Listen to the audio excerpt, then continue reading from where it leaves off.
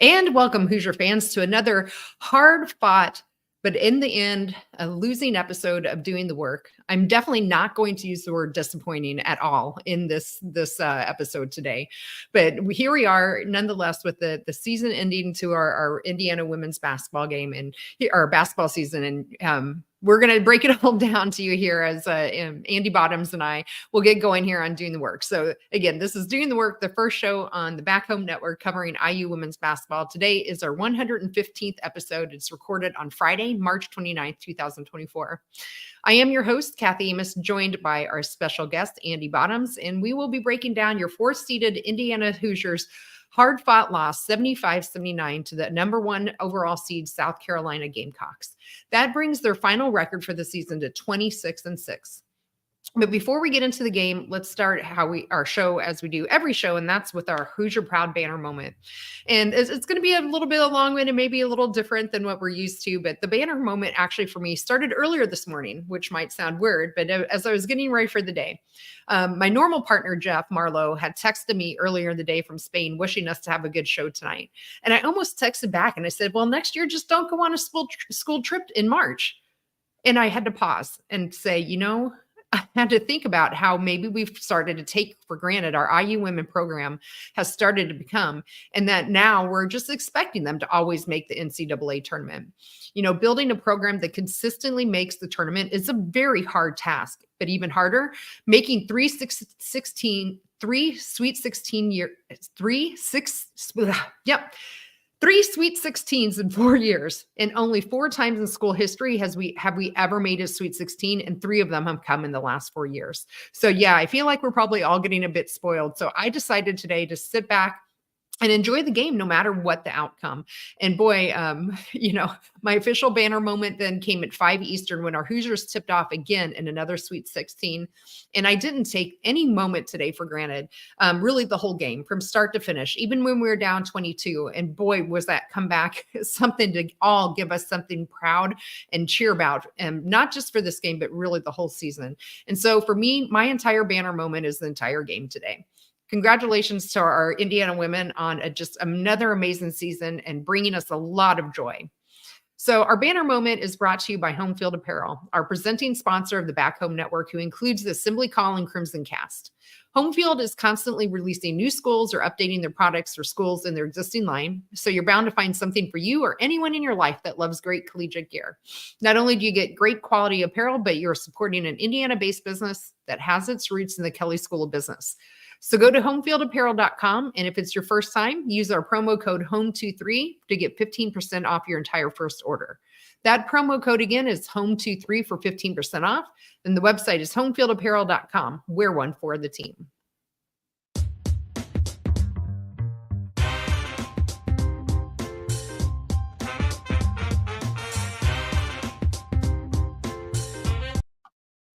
All right, well, let's go ahead and just kick it over to Andy. Andy, what's your bottom line on today? I mean, where to begin? I guess I would say, I think the overarching sentiment is one of pride. I think you've seen that a lot on Twitter, people commenting on the game, commenting on the comeback, and all of the things. I think ultimately the biggest takeaway is the pride that anyone who roots for this team should have in them, the effort, the way that they play, and everything that allows you to come back against an undefeated team that has you down by 22 points. It would be so easy to just phone it in, move along, play out the rest of the game, and be done. But as we have said, and you guys have said on here many times, this team doesn't back down from anybody. They don't give up no matter what the circumstances. And they just fought and clawed their way back into the game. Almost kind of didn't realize. I mean, you realize they were gradually chipping away at the lead, but just you kind of look up and it's like, oh, it's 6. Oh, it's down to 4, down to 2. and I just what an amazing testament to the program that Terry Morin has built and this group of players for playing the way they did. I mean, they basically played the 5 starters the entire second half, save for a couple minutes here and there. And meanwhile, South Carolina is just rotating in like another group of 5 players, and those 5 like just busted it the whole second half to fight back. And yeah, seen a few comments, as well. Jared was texting me this as well. Like the ultimate compliment that people, at least of my general age, can pay to a team is to compare them to the early 90s Hoosiers. And this team was like the early 90s Hoosiers. Just absolutely a togetherness that is really hard to cultivate, a fight that is really hard to quantify, and just just an amazing group of players. And so certainly disappointed that we won't be able to see this particular group play again, but they have continued to help build the foundation that started a few years ago, that Coach Morin has built up over the course of time. And so while an unfortunate end to the season, I think a performance to be celebrated for sure. Yeah, absolutely. Well said, Andy. So why don't we just go ahead and jump right into the game, and we'll start with some pivotal plays. So why don't you go first? What kind of plays you want to talk about? If there are any in the first half, maybe we can start there. I think there were a ton in the second half. I'll be honest, my note taking got a little lackadaisical or non-existent, if you will, as I was too busy standing and yelling at the TV. So what kind of pivotal plays, though, in the first half do you want to talk about? I'm not sure my note taking is going to be too much better, so this might be a little bit all over the place. Yep. I'll start with Sydney Parrish. In the first half, I had written down she was just scrapping in the first half, whether that was a couple really like textbook box outs where she's just riding the girl out of the lane, making shots. She missed some open shots in the first half that she made in the second, but I thought her fight in particular, in the second half during some of those stretches was just critical. And it was in the first half as well. I thought, she was one of the ones who was doing enough to keep him in the game when it started to get away from him. And I thought just a tremendous performance from her. Ended up with 21, hit 5 threes. I had a couple others where that, I thought were going in, that she took, but I thought she really set the tone from a scrappiness standpoint early on in the game, and really carried that throughout. Yeah, I agree. I think for me, there were 3 kind of pivotal plays, if you will, and they weren't really plays per se as in runs. I think that really kind of sealed how that half is going to end. So first, in the first quarter, South Carolina went on an 8-0 run in 45 seconds. Finally, Sarah Scalia made a 3 to stop that 8-0 run there in the first quarter. And then they did the same thing in the second quarter. Not quite as quick, but they did make a 7-0 run in 2 minutes that ended by a 2 from Yarden. That was with 2.5 minutes left. And really that whole second quarter, South Carolina made a 15-4 run in that second quarter to end that half. And as we know, then they ended up going up 32-49 at the halftime. So I think those were pretty pivotal, not so much plays as much as pivotal runs that South Carolina had in both the first and the second quarter that really opened it up. And I think that led into the third quarter too, as they can kind of continued, they ended up with a 22-point lead in that third quarter.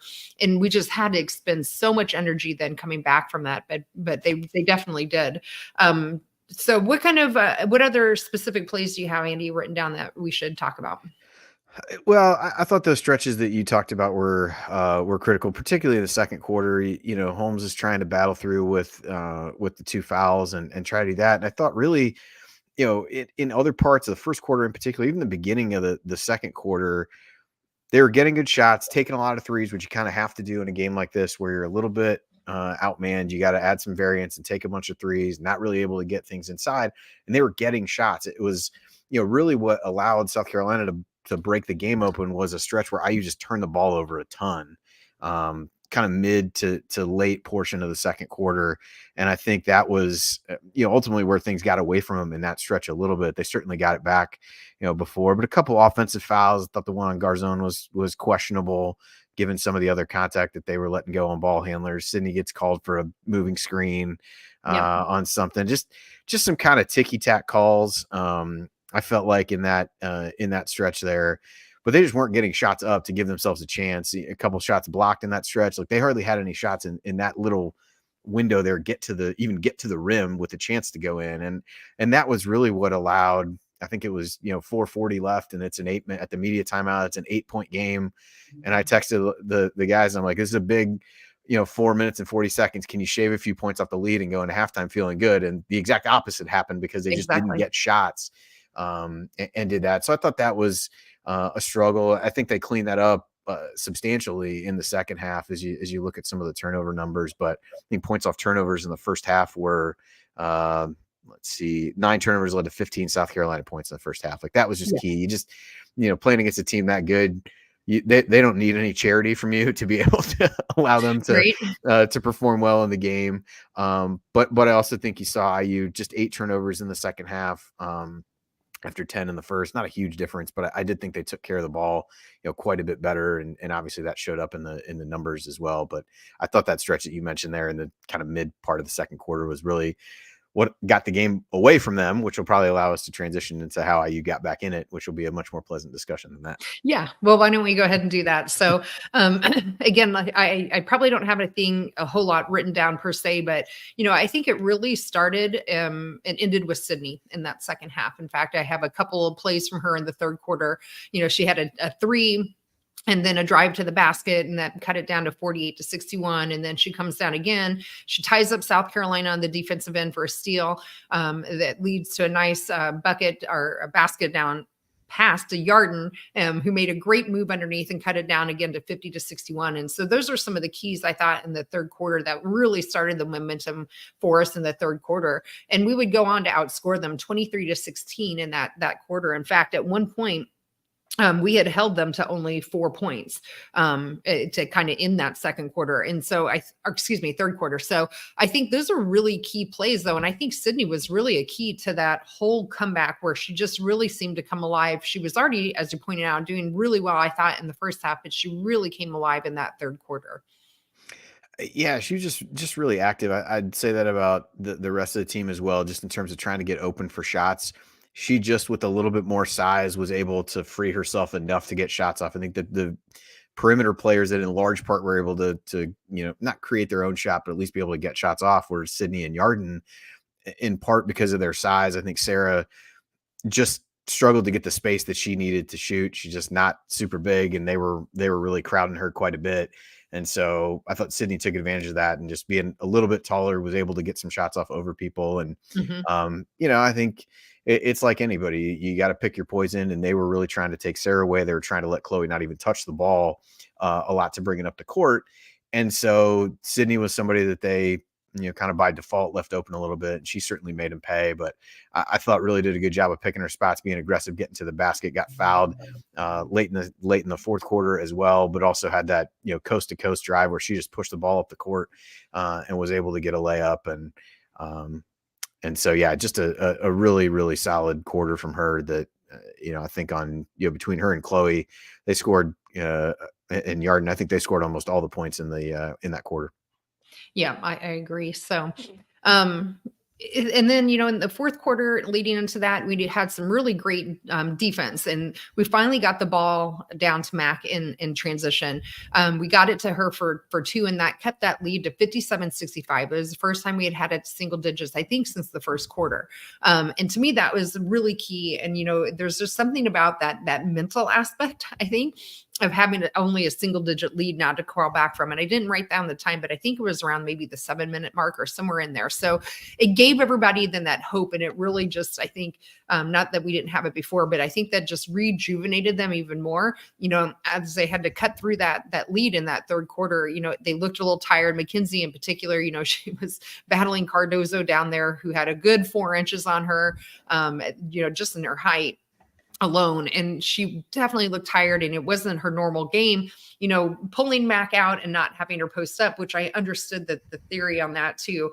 I don't think she was going to have any shot, but Mac still was able to, get 12 points for the game. And I thought that was one play in particular to get Mackenzie the ball in transition that really helped us get going in that fourth quarter in particular, or keep going, if you will. Yeah, you could really tell that the times they had the most success getting Mac the ball in the post was when they pushed it up the floor, because Cardozo couldn't get up the floor as well. Right. Ended up getting somebody else on Mackenzie, and then she could, get to work a little bit there. And I think, she ended up taking 4 threes in the first half. I think you make one of those. Maybe you pull her, Cardozo away from the basket a little bit. Right. I kind of viewed it as you're going to have to shoot a ton of threes and probably make a ton of threes in order to win the game. So didn't necessarily have an issue with it. I thought they tried to pick their spots with her as best they could. And really just kind of getting her to the second half with only 2 fouls was somewhat of an accomplishment, so that at least she could go out, be able to try to play defense and do that. She had a little bit of success there, but Cardozo is just so tall that even you think about the footwork and the moves that Mackenzie can usually make down there, that's just hard. Those aren't going to be as effective with somebody that long, that tough to get shots up over. So, I think a challenging game for her, where she really had to try to press in the moments that she did feel like she had an opportunity and opening to score. But yeah, I mean, she made a couple big plays there down the stretch, scored a couple baskets late. I think she ended up with 6 points, I want to say, in the fourth quarter, or in the fourth quarter. So certainly thought she made some plays and settled in a little bit, and really did her best playing defense. I thought they tried different things, and ultimately were willing to say, hey, if we double her, we got to live with if they make threes or not. And they did that in spurts in the first half, certainly did that late, but I think you almost have to take that gamble as opposed to giving her a bucket inside, because she's going to score almost every time she gets it. Yeah, that's right. Let's see. So a couple other plays I wrote down from the fourth quarter. And I really thought that Chloe and Sydney in particular in that fourth quarter was just really lifting us up in terms of playing well together. And there were 2 plays I wrote down. Chloe first drove down and into, their mini trees that they had on the South Carolina team, but she kicked it out and found Sydney for 3, who drained it and made it 60-65. And then on the next play, back down on offense again, Chloe does a cross court pass to Sydney for 3. And we're now back to a 5-point game at 65-70. And then on the other end, we ended up forcing a shot clock violation. Later we would get it down to 72-74, but it just seemed that 5-point mark was about where we were going to get stuck in that fourth quarter. And, once we really had to start fouling when the clock wasn't on our side, I thought that was really, hard to overcome. But it was nice to see that, still assisting from Chloe and the threes from Sydney, after our struggles in the first half in particular, shooting that 3, we were 6 of 17 for 35% in the first half on 3-point shooting, which is definitely well below our normal average. And so I'm glad they didn't just go away from it, because I don't think we were going to be able to do a whole lot else in terms of driving the ball or getting the ball into Max. So we had to find our 3-point shot. And I think Chloe being the facilitator and Sydney being able to make those threes became very, very important for us in that second half and the big comeback that they were almost able to make.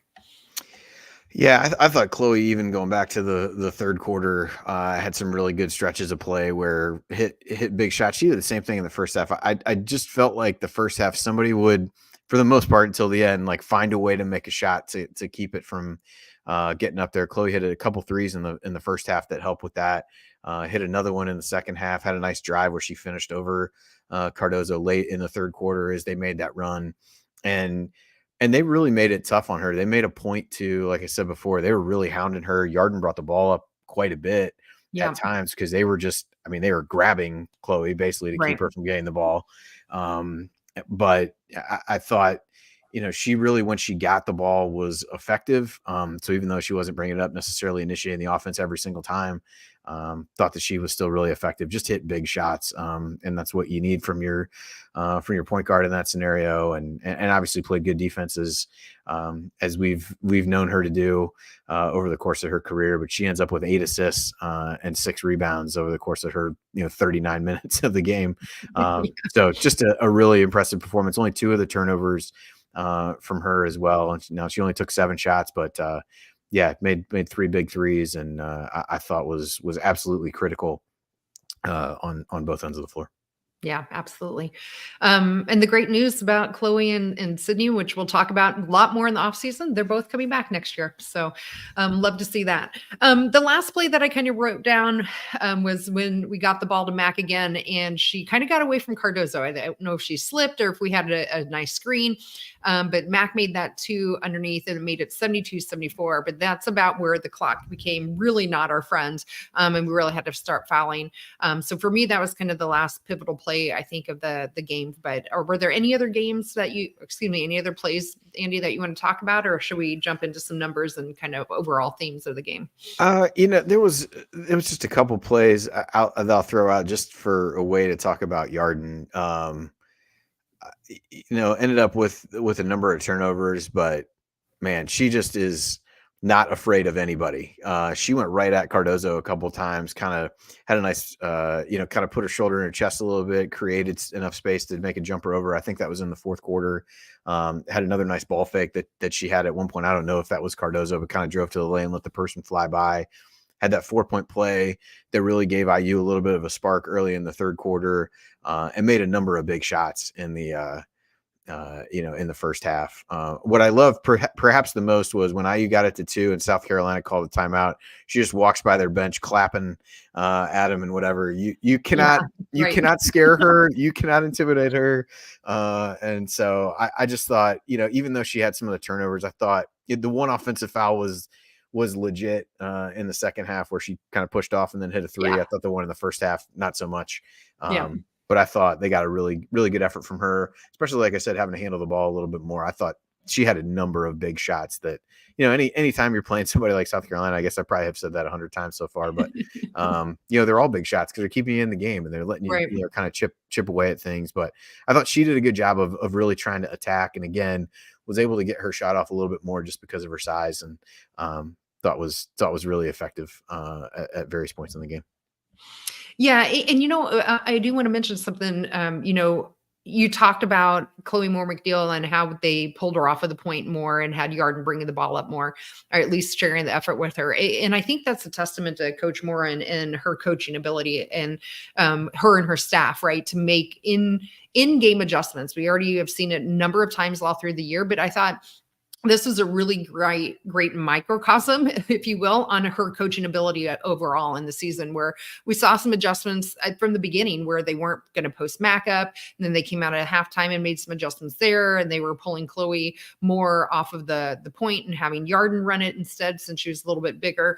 And, I think we've seen that from Coach Moore a lot. And it was really great to see her doing that against one of the, undisputed best coaches that are out there right now in the women's basketball game, with Coach Staley on the South Carolina side. And so, I have zero issues with how Coach Moore coached today's game. So I thought that was a nice example of some of the coaching moves that she made. Yeah, I thought they really did a good job particularly in the second half offensively. I mean, they scored. I don't know what South Carolina normally gives up, but IU scored 1.3 points per possession in the second half. 43 points on 33 possessions. I mean, that's impressive against anybody, let alone number one team in the country. I thought they did a nice job of getting the ball to Mac and then kind of running the scissors you'd call it, as the two different people are kind of going around her up at the top of the key.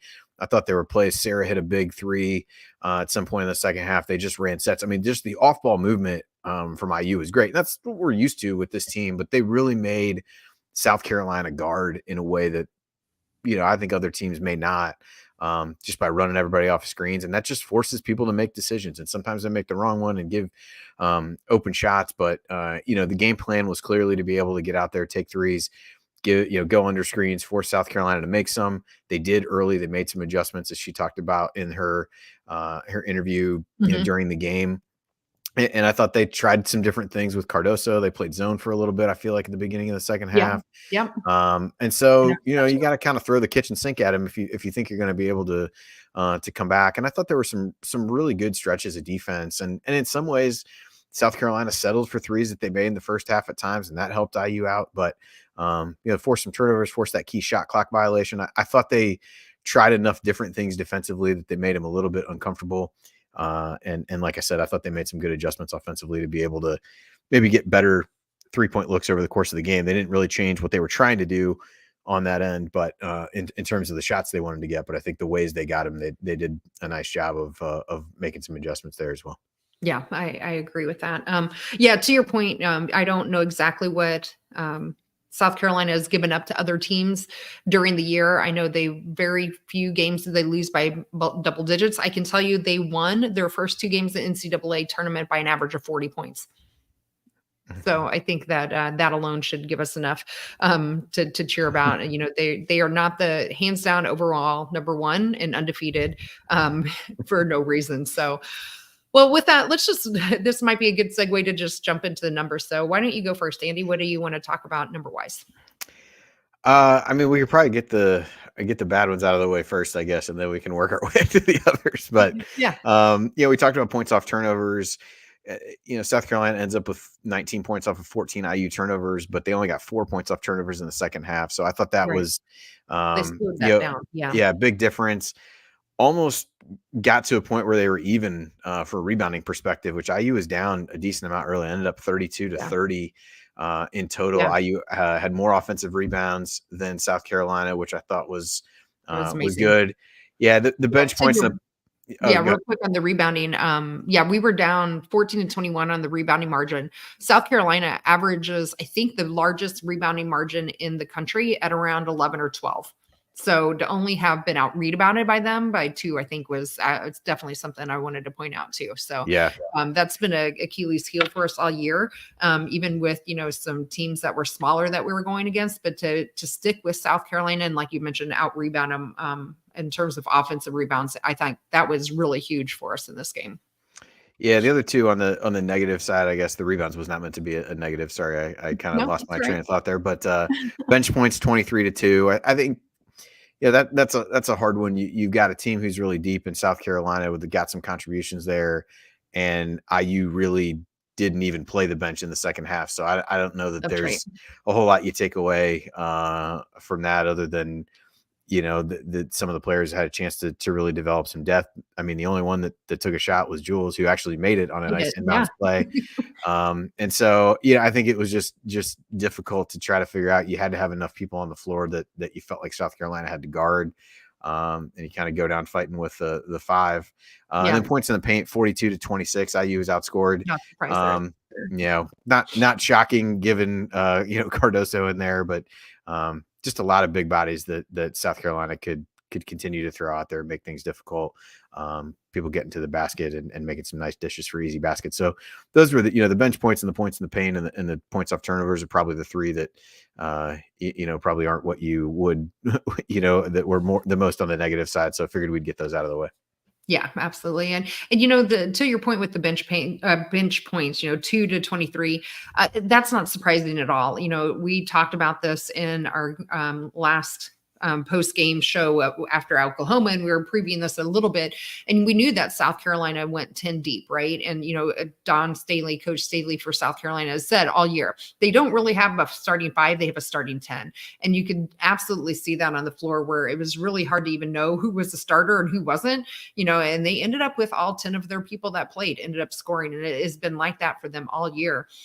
And for anybody that wasn't quite aware of the very amazing feat that South Carolina is doing, not only did they have a 10 deep, they graduated all 5 of their players last year that were starters, all were drafted in the WNBA. So they had a completely turnover of their starting 5. So just an amazing team that we went up against, and to hold our own with only 4, I think just was a testament to the grit of our women.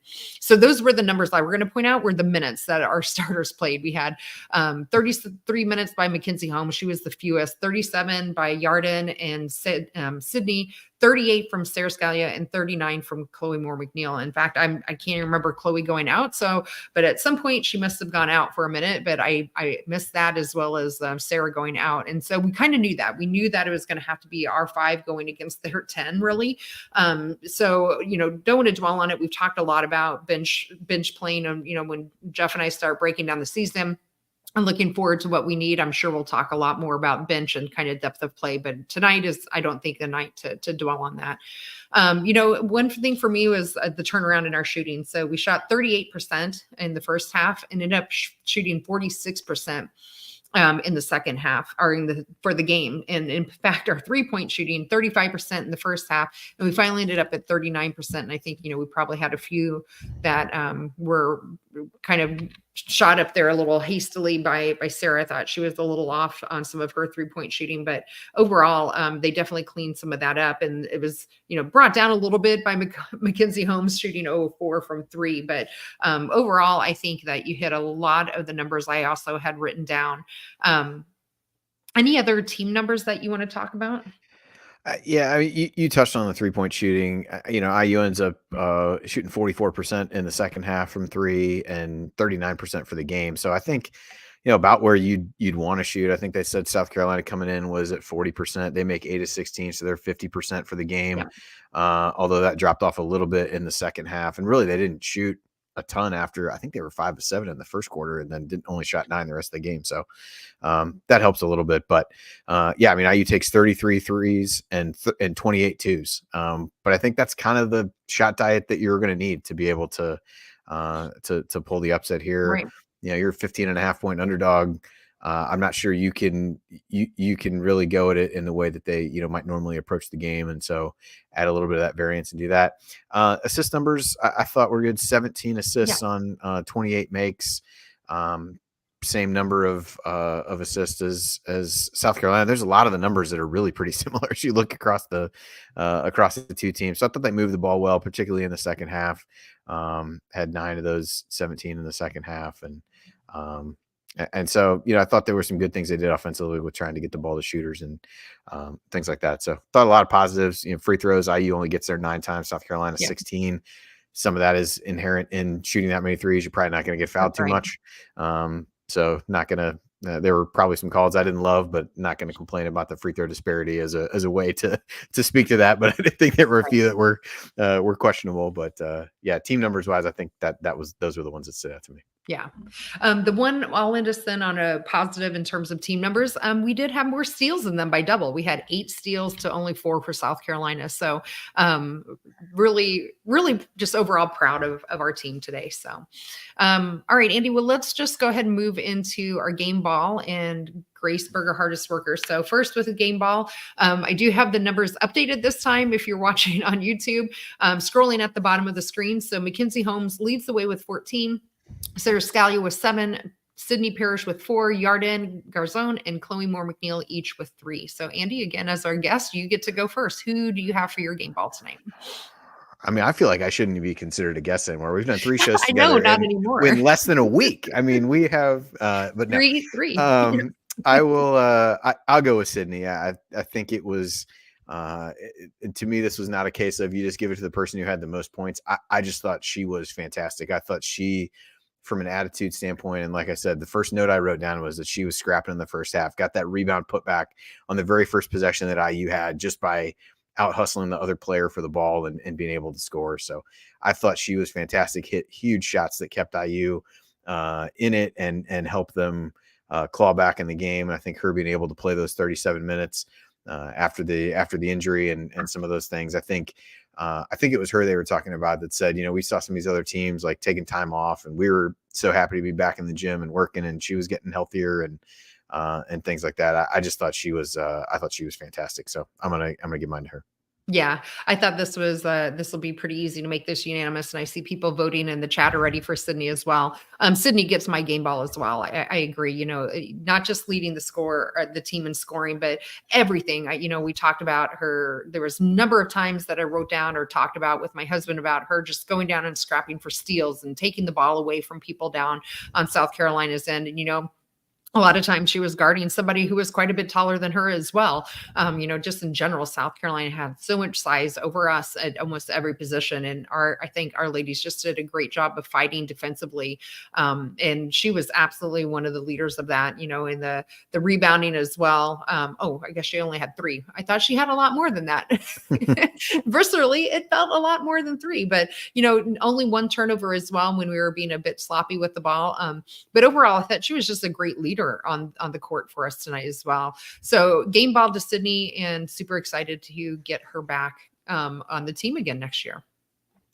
All right, well, we'll move on to our last Grace Berger hardest worker of the year, our hardest worker of the game award for the year. It's a good thing we're not giving out podcast host games tonight because, boy, I can't keep my words together coherently. But again, if you're watching on YouTube, you can see the scroll with our count, and there's a number of people who've gotten a game ball this year. Our Grace Berger, hardest worker. So Sydney Parrish leads that at 7. Lexi Bargesser, Chloe Moore McNeil with 6, Mackenzie Holmes with 5, Sarah Scalia with 2, Lene Beaumont with 2, and then Lily Meister with 2, and then Yarden Gosone with 1. So, Andy, I'll let you go first. Who do you have for your Grace Berger hardest worker? Well, it would probably be fitting, at least if you go along with me, that this person would end up tied for the lead, because I think she's kind of the one that you think of when this comes to mind. So I'm going to go with Chloe. Yep. I thought she did a little bit of everything. 12 points, 6 rebounds, 8 assists, 3 steals, just 2 turnovers, played 39 minutes. I think she came out once. She was really excited. It was at the end of a quarter or something like that, right, where there was a run and they showed her really She like got yelling fouled. on the bench and that. So I think that was the only 20 right. seconds that she came out of the game or whatever it was. But I think Yarden is worth mentioning here as well. But I ended up going with Chloe. I thought she did a fantastic job of running the show. And I think that while this award is not obviously for the year and for the season, but I think overall what she showed today is the same kind of performance we've seen as her really trying to step into Grace's shoes a bit as the point guard, as the leader, and do some of those things. That she's done a phenomenal job all year, and today was no different. Yeah, I agree. And yes, she gets my vote as well. And thank you for that reminder, because she got fouled really hard and they brought her out of the game. And I think she had a few choice words for when how fired up she were that I wish that she wasn't. So I won't repeat what I think she said, but I wholeheartedly agreed with her at the time, now that you remind me of that. So thank you. So yeah, Chloe Moore McNeil absolutely gets my Grace Berger hardest worker of the award tonight as well. So fittingly, that ties her with Sydney Parrish at 7 for tied for the most hardest worker awards for the year. So that feels right. That feels right. It really does. I feel like those two in particular, Sydney with the game ball and Chloe with the hardest worker, followed up by a great performance from Yarden Gosone. And honestly, I think everyone played their roles tonight that we needed them to play. Just came up a little short. They were just, South Carolina, like we mentioned, they're just so deep and so talented. It was going to be hard for us to have 5 players really play almost the entire game going up against their 10. But, Mackenzie Holmes, even, not that we're going to give her necessarily the hardest worker tonight, but I thought she worked hard and she was taking what she was given, which was not her normal place in our role, right? She's never usually a 3-point shooter. Which was obvious in the 0 for 4. All year, she'd only taken 8. So for us to all of a sudden think that she was going to turn around and start knocking them down, that wasn't going to be something that happened. But she did go out there and she still worked her tail off the entire game. So hats off to the entire team. And we maybe give them all the Grace Berger hardest worker award. So normally this is where we kind of go into what we call the record watch. I'll just quickly give the final numbers here then for some of the things that we have been watching. And so Mackenzie tonight ended up with 12 points. And so that now takes her career total on to 22,530 points. So she is now 166 points ahead of Tyra Best for that first place.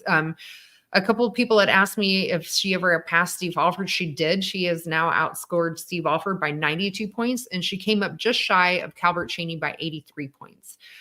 Sarah Scalia tonight already broke the season record with number of 3 points made, and tonight she made 2 more, so that takes her total to 103. So she just missed tying Steve Alford, who made 107 for overall program, both men and women's records. So congratulations to both of them.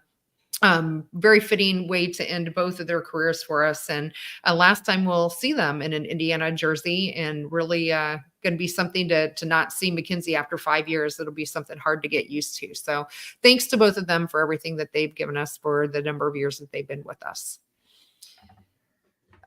Normally we would be talking about upcoming games. We don't have any upcoming games. Around the Big Ten, real quick, Iowa did move on. I'm sure most people know that. They will play tomorrow against number 5 Colorado. That tip will be at 3:30 Eastern if you want to watch them play as well. That's our lone Big Ten team left in the tournament now. So With that, Andy, why don't we turn to final thoughts? How would you like to kind of wrap up this last post-game show for the year? Uh, it's similar to what I said at the top. It's disappointing that we won't get to see this team play, this iteration of the team be able to play together anymore. I think as you look at Mac leaving, certainly left a massive impression on the program, and will be sorely missed. No matter what happens, no matter who IU gets, will be sorely missed. And Sarah really, over 2 years, made a tremendous impact on the program as well. So it's always hard at the end of the season to kind of say goodbye to some of those players and try to think about what the team might look like. I think what they showed tonight was that there's a really strong core of players that probably three of the people who played the best were the three that are going to be back that played a lot in Yarden and Chloe and Sydney. And so there's certainly big shoes to fill as other players are going to be asked to take on larger roles. But I think as you look at, this was that there's things that are program wins. I don't know if this is a program moral victory. You'd say, I don't know what you'd say, but I think the performance today just speaks to the solid foundation and the strength of the culture of this program. And so players will move on. There'll be big shoes to fill, but I think this program is obviously in good hands from a coaching standpoint. I think also from a player leadership standpoint, from a culture standpoint, all those things. I think it is an effort to be proud of today, and it is a team and a program and a culture to be really proud of for IU fans. And you're not gonna fool Indiana fans into about what is and is not good basketball. And so this team has worked their way into everyone's hearts because of the way they play and how hard they play and how together they are. And while the faces will change next year, I don't think the hallmarks of what makes this program great right now will change at all. And so that's something I think everybody can be proud of. Just an amazing display of fight to come back in this game against a team that has just repeatedly run people off the floor over the course of the season. Teams ranked higher than IU, teams ranked lower than IU have just bludgeoned everybody over and over again, and down 22 to be able to get it back to 2 points at one point was just phenomenal. And that is the best advertisement that you can have for what this program is the way that they showed up and fought till the bitter end today. And so there is certainly sadness that the season has ended and that these seniors will be gone, but certainly not sadness about the way that they played and how they represented themselves in the university. Yeah. I don't know that I could say anything a whole lot better than that, Andy. Very, very well articulated. Thank you for that. Like you said, I think this program as a whole was embodied tonight by this game, right? They might have gotten down quite a bit by 22, like you mentioned, but they fought back. They never quit. And we have always seen that from this program now built under Terry Moore and in the last number of years. As I mentioned in my banner moment, we've now made three Sweet 16s in 4 years. And, to be able to stay in that top 16 consistently, I think is just a testament to not just Coach Moore and her staff, but the players that they're bringing in, the players that are willing to do all the work and get into the gym and do the extra time that you need outside of just practices. And what a great recruiting tool this is as well, right? Like this is on a national stage against the number one team in the country, and you made them sweat. I think that South Carolina was getting pretty nervous there in that fourth quarter in particular. Dawn Staley, at one point was during her interviews was talking about what they needed to do and just get back to defense. And we still managed to outscore them in that whole second half, which has not been done a whole lot at all this season. Even the last 3 years. I mean, we're talking about a program in the last 3 years, they're 105-3.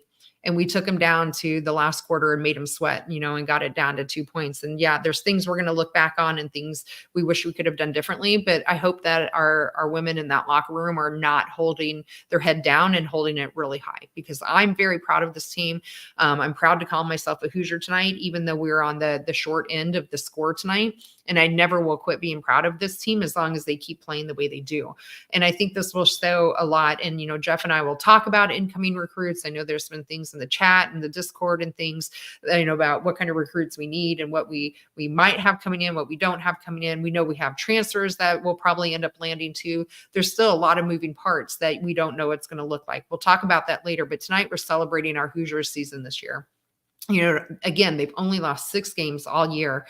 And most of those teams that they lost to were in the top 5 or 6 at the time.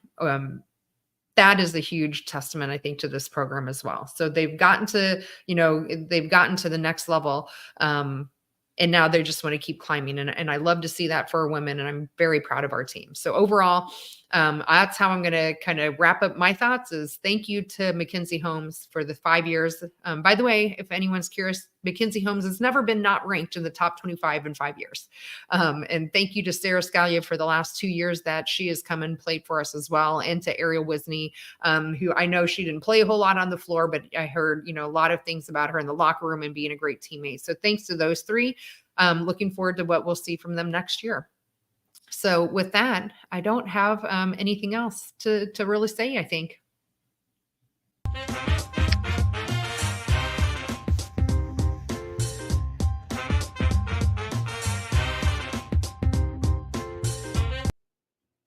Well, normally this is where we talk about what's next. Well, obviously we don't have another post-game show to talk about. Jeff will be finally coming back from Spain sometime tomorrow. So he and I will chat, I'm sure.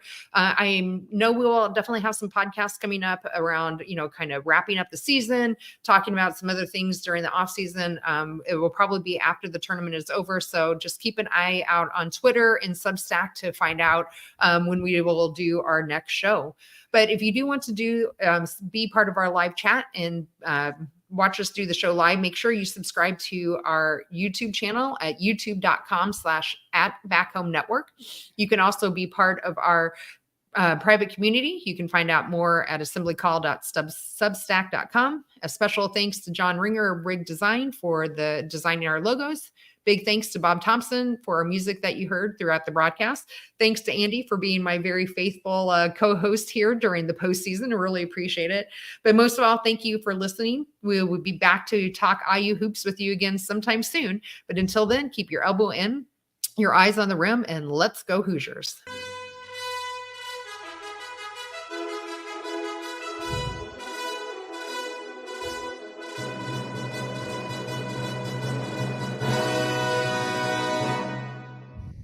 All right. And I think that's a wrap. All right. That it is. Yeah. Another season. Damn, that was so close. I know. I know. It's one of those where it's like, okay, kind of getting away from them, and then they get back in it, and it's like, could they? So yeah. I usually scare. I have 2 dogs. One scares really easily. She hates me and I yell. And so usually about 5 minutes or so into a game, she's gone. The other one usually sticks around. The other, she actually ran away too. And then she came down and just sat in the middle of the room and just kind of stared at me like, what are you doing?